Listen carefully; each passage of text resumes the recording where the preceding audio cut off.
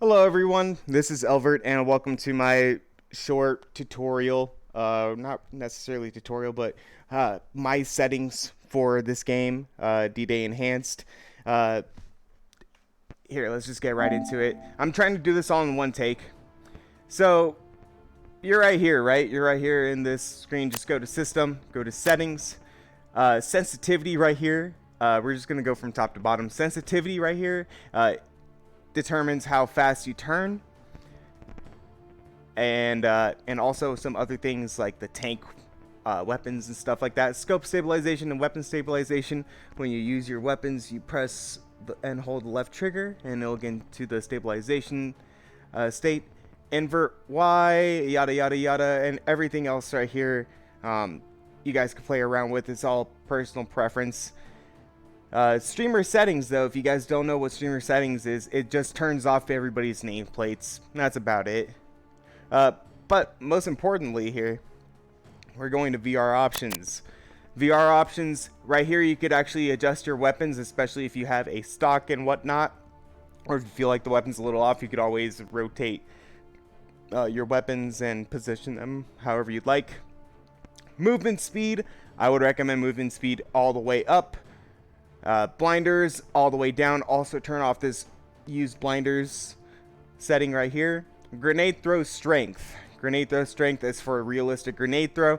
I would recommend it. I would recommend playing around with it, though throwing in this game is great. And it all has to do with this slider right here. So I would recommend playing around with that and see how that goes. Personally, I just go with snap turn off. Use blinders off all the time. Eye tracking on is what I would go for personally, because not only for your pings, but it's also for navigating the menu as well.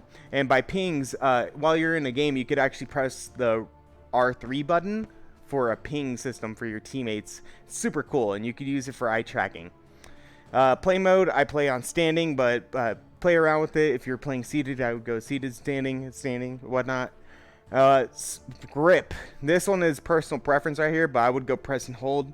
For me personally, when you switch your weapon back to your primary weapon, here, you know what? Let's just say this: if you use a stock, use single press, and if you don't use a stock, use press and hold. That's pretty much it. Ammo pouches always on. Dominant hand.